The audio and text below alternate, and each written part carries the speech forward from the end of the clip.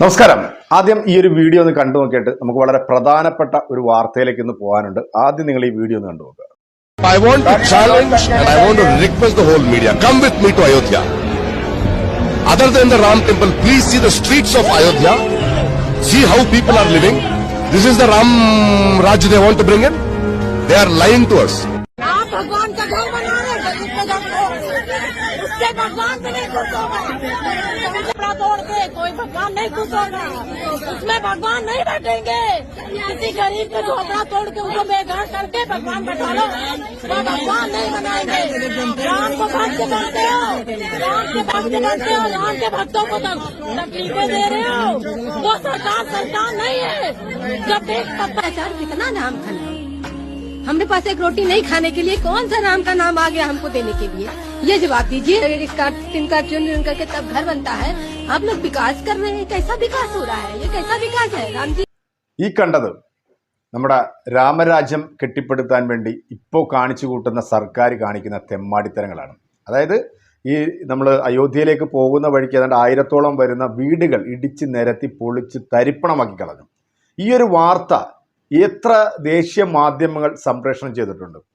ഈ ഒരു വാർത്ത സംപ്രേഷണം ചെയ്യാൻ വേണ്ടി നടനായിട്ടുള്ള പ്രകാശ് രാജ് എല്ലാവരും അങ്ങോട്ട് ക്ഷണിച്ചിരുന്നു അയോധ്യയിലേക്ക്. ഇവിടുത്തെ ജനങ്ങൾ പറഞ്ഞ കാര്യങ്ങളാണ് ഇപ്പോൾ നിങ്ങൾ കേട്ടത്. കാരണം ഞങ്ങൾ രാമഭക്തരാണ്, പക്ഷേ ഇത് ഞങ്ങളുടെ രാമനല്ല, ഇത് സർക്കാർ അവരുടെ നേട്ടങ്ങൾക്ക് വേണ്ടി പണിത രാമനാണ്. ഞങ്ങളുടെ കിടപ്പാടങ്ങൾ ഇടിച്ചു പൊളിച്ചിട്ട് രാമന് വീട് പണിത് കൊടുക്കുന്നതല്ല ഒരു സർക്കാർ.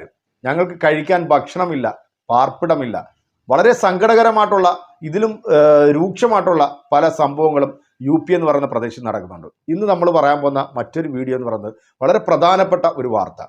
തെലുങ്കാനയിൽ കഴിഞ്ഞ ചൊവ്വാഴ്ച നടന്നൊരു സംഭവം, അത് നമ്മുടെ എത്ര മാധ്യമങ്ങൾ സംപ്രേഷണം ചെയ്തിട്ടുണ്ട്. BJPയും RSSും സംഘപരിവാറിനും ക്രൈസ്തവരോട് ഇപ്പോൾ ഒരു പ്രത്യേക തരത്തിലുള്ള സ്നേഹമുണ്ട്. ക്രിസ്മസ് വരുമ്പോഴും ഈസ്റ്റർ വരുമ്പോഴും അവരുടെ അന്തഃപുരങ്ങളിലും മാളികയിലൊക്കെ കയറി നിരങ്ങി നടന്ന് നാണം കെട്ട് വോട്ട് പിടിക്കാൻ നടക്കുന്ന ഇവരും ഇത് വരുമ്പോഴത്തേക്ക് സ്വീകരിക്കുന്ന ക്രിസംഖികളെ പോലുള്ള ചില നാറികൾക്കുമുള്ള ചില ഒരു വീഡിയോ തന്നെയാണ് പ്രിയപ്പെട്ട പ്രേക്ഷകർ. ഇത് വളരെ വേദനയോടുകൂടി തന്നെ ഈ ഒരു വീഡിയോ ഞാൻ ഇന്ന് ചെയ്യുന്നത്. കാരണം ഇന്നത്തെ രാവിലത്തെ ന്യൂസിനകത്ത് കണ്ട ഒരു വാർത്ത, തെലുങ്കാനയിൽ ഒരു ദളിത് ക്രൈസ്തവ ദേവാലയം കയറി 100-200ഓളം വരുന്ന സംഘപരിവാർ ഭീകരന്മാർ കയറി അടിച്ച് പൊളിച്ചിരിക്കുന്നു. അതിൽ കുട്ടികളടക്കം 10-20 പേർക്കോളം പരിക്ക്, വളരെ മാരകമായിട്ടുള്ള പരിക്കുകളൂടെ അവിടെ ഹോസ്പിറ്റലിൽ അഡ്മിറ്റ് ചെയ്തിരിക്കുന്നു. അതിലും വലിയ രസകരമായിട്ടുള്ള വേറൊരു സംഭവം എന്ന് പറയുന്നത്, ഈ വന്നവരുടെ കൂട്ടത്തിൽ കോൺഗ്രസിൻ്റെയും നേതാക്കന്മാരുണ്ടെന്നാണ് അറിയാൻ സാധിക്കുന്നത്. എന്തായാലും PC ജോർജിനെ പോലുള്ള ആൾക്കാരും ഈ പറയുന്ന അനിൽ ആന്റണിയെ പോലുള്ള ക്രൈസ്തവരുടെ ഉന്നമനത്തിന് വേണ്ടി അല്ലെങ്കിൽ ക്രൈസ്തവർക്ക് വേണ്ടിയാണ് ഞങ്ങൾ ഉണ്ടാക്കുന്നതെന്ന് പറയുമ്പോൾ, അല്ലെങ്കിൽ ഈ വരുന്ന 2024 ലോക്സഭാ തെരഞ്ഞെടുപ്പിൽ ക്രൈസ്തവരെ എല്ലാം ഞങ്ങൾ BJPയിലേക്ക് അടുപ്പിക്കുമെന്ന് പറയുന്ന ഇവനൊക്കെ ആ പ്രസ്ഥാനത്തിൽ ഇരുന്നു കൊണ്ട് ഇതിനെതിരെ ഒരു ചെറുവിരൽ അനക്കാൻ നിനക്കൊക്കെ ധൈര്യമുണ്ട്, നിനക്കൊക്കെ പിടുക്ക് പറയ്ക്കും എന്നേ പറയാനുള്ളൂ. എന്തായാലും നമുക്ക് ആ ന്യൂസ് ഒന്ന് കണ്ടതിന് ശേഷം നമുക്ക് നമ്മുടെ വീഡിയോ റിയാക്ഷനിലേക്ക് വരാം. വെള്ള തർക്കങ്ങൾ കഴിഞ്ഞ ദിവസം ബജ്രംഗദൾ ഏറ്റെടുക്കുകയായിരുന്നു. പള്ളിയിലേക്ക് ചൊവ്വാഴ്ച വൈകിട്ട് 200ഓളം ആളുകൾ ഉൾപ്പെട്ട ഒരു സംഘം മാർച്ച് നടത്തുകയും പള്ളിയെ ആക്രമിക്കുകയും പള്ളിയെ അടിച്ചു തകർക്കുകയും ചെയ്തു. പള്ളിയുടെ മേൽക്കൂര അടക്കം അടിച്ചു തകർത്തു. ഇതിനെ എതിർത്ത് ഇതിനെ തടുക്കാൻ വന്നപ്പോഴായിരുന്നു ഈ ആളുകൾക്ക് പരിക്കേറ്റത്. ഈ സംഘത്തിൽ ബജ്രംഗദൾ സംഘത്തിൽ കോൺഗ്രസിന്റെ ആളുകളും കോൺഗ്രസ് പ്രവർത്തകരും ഉണ്ടായിരുന്നു എന്നാണ് ഇപ്പോൾ പോലീസ് പറയുന്നത്. കോൺഗ്രസിന്റെ മുൻ മണ്ഡൽ പരിഷത്ത് അംഗം അടക്കമുള്ള ആളുകൾ അറസ്റ്റിലായിട്ടുമുണ്ട് എന്ന് പോലീസ് വ്യക്തമാക്കുന്നു. ഏറെ കാലങ്ങളായി ഇവിടെ വലിയ തർക്കങ്ങളും സംഘർഷങ്ങളും നിലനിൽക്കുന്നുണ്ട്. ഇപ്പോഴും പ്രദേശത്ത് സംഘർഷാവസ്ഥ നിലനിൽക്കുന്നുണ്ട്. പരിക്കേറ്റ 20-ലധികം ആളുകളെ, അതിൽ കുട്ടികളടക്കമുള്ളവർ ഉണ്ട്. ഇവർ ഇപ്പോൾ ചികിത്സയിലാണ്.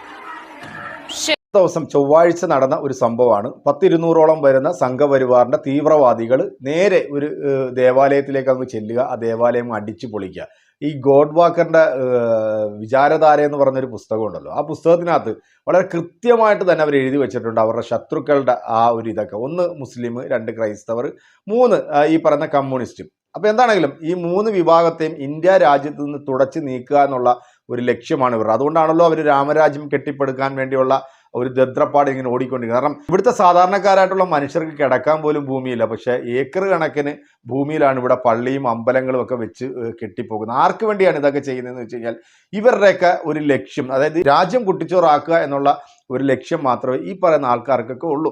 എന്തായാലും നമ്മുടെ കേരളത്തിലും സമാനമായിട്ടുള്ള പരിപാടികൾക്കൊക്കെ ആസൂത്രണം ഈ പറയുന്ന സാധനങ്ങൾ ചെയ്യുന്നുണ്ട്. പല സ്ഥലത്തും അതിനുവേണ്ടിയുള്ള ആഹ്വാനങ്ങൾ നടത്തുന്നുണ്ട്. പക്ഷേ നമ്മുടെ സർക്കാർ വേണ്ട രീതിയിൽ ഇതിനെ കൈകാര്യം ചെയ്യുന്നില്ല എന്നുള്ളത് വളരെ ഖേദകരമായിട്ടുള്ള ഒരു വിഷയം തന്നെയാണ്. എന്തായാലും പ്രിയപ്പെട്ട പ്രേക്ഷകരെ, ഈ കോഴിക്കോട് നടന്ന ഈ ഒരു വിഷയം അതത്ര നിസ്സാരവൽക്കരിച്ച് കാണേണ്ട ഒരു വിഷയമല്ല. കാരണം ആ ഒരു സംഭവം ഏതെങ്കിലും സ്കൂളുകളിൽ ക്രൈസ്തവരോ അല്ലെങ്കിൽ മുസ്ലിം വിഭാഗത്തിൽപ്പെട്ട ആൾക്കാർ അവരുടെ വിശ്വാസപ്രകാരമായിട്ടുള്ള ആചാരങ്ങൾ നടത്തിയിരുന്നെങ്കിൽ ഇന്ന് ഈ സംഘപരിവാറും ഈ പറയുന്ന BJP പ്രസ്ഥാനങ്ങളടക്കം ആ സ്കൂളിലേക്ക് മാർച്ച് നടത്തും. അല്ലെങ്കിൽ അവിടെ അതിന് നേതൃത്വം നൽകിയിട്ടുള്ള ആരാണോ അവരെ പുറത്ത് കളയാനായിട്ടുള്ള എല്ലാ പരിപാടികളും ചെയ്യും. പക്ഷെ എന്തുകൊണ്ട് ഇതുപോലെ നമ്മുടെ മതസൗഹാർദ്ദം അല്ലെങ്കിൽ നമ്മുടെ രാജ്യം എന്ന് പറയുന്നത് ഇത് മതേതരത്വ രാജ്യമാണ് എന്ന് നമ്മൾ എല്ലാവരുടെയും മുമ്പിൽ വളരെ ആവേശത്തോടുകൂടി പറയുമ്പോൾ പോലും ഒരു മതവിഭാഗത്തിന് വേണ്ടി മാത്രം അല്ലെങ്കിൽ ഈ പറയുന്ന തീവ്രവാദികൾക്ക് വേണ്ടി മാത്രം അഴിച്ചു വിട്ടിരിക്കുകയാണ് നമ്മുടെ ഇവിടുത്തെ